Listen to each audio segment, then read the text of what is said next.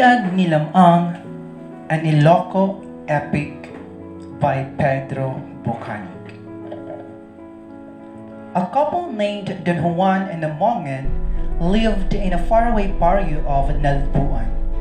One day, Don Juan left his pregnant wife and went to the mountain to punish a group of egrets.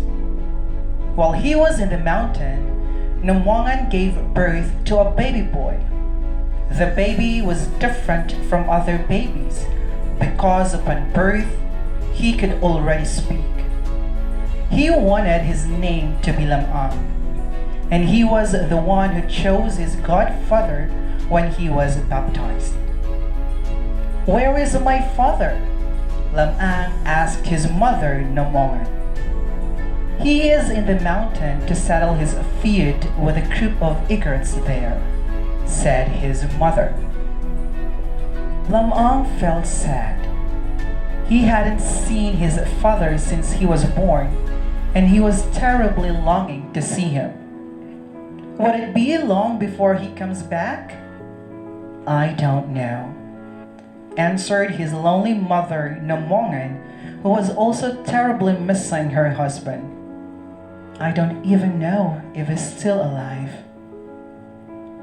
One day, Lam-ang had an unusual dream. In his dream, he saw how his father was mercilessly killed by a group of egrets. He was seething with anger when he woke up. He decided to follow his father to the mountain. He was then 9 months old when he reached the egrets' village. He saw them dancing around the head of his father that was on top of a thin bamboo pole. In his rage, he fought all the egrets and slaughtered them all, including the leader of the group whom he tortured first before he killed. On his way home to Nalbuan, he passed by the Ambarayan River. There, he took a bath with his lady friends, scrubbing his body of dirt and blood that eventually killed all the living creatures in the river. When he was old enough to marry, he heard of the beautiful Ines Canoyan and fell in love with her.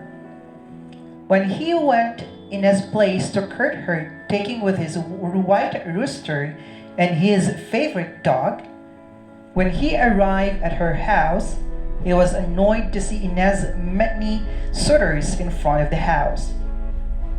He asked his rooster to crow, and the rooster did. At once, Ines' house crumbled to the ground, killing all her suitors. Then he asked his dog to bark, and the dog did. The crumbled house stood again at once. Ines and her parents went out of the house to meet him. The white rooster expressed Lam-ang's feelings for Ines Canoyan. "My master, Lam-ang, loves you very much and he wants to marry you," the white rooster said to Ines in the language she clearly understood.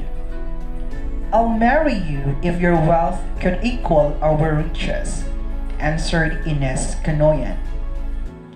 Ines' challenge to him did not dampen Lam-ang's spirit. He went home at once and came back with a big boat full of gold, the value of which surpassed Ines' family's wealth. Then they were married and they lived happily. Years passed and came Lam-ang's turn to catch a fish known as a rarang.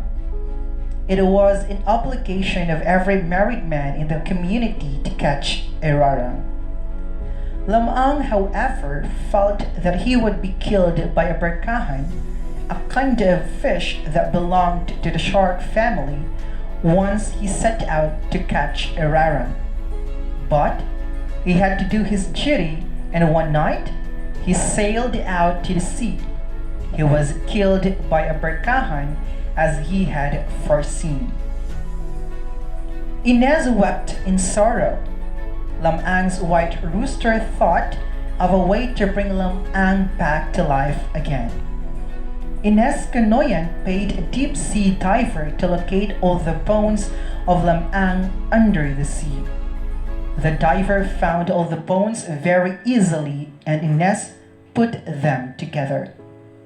Then, together with Lam-ang's white rooster and favorite dog, she held prayer vigils every night until one day Lam-ang came back to life, and they lived happily ever after.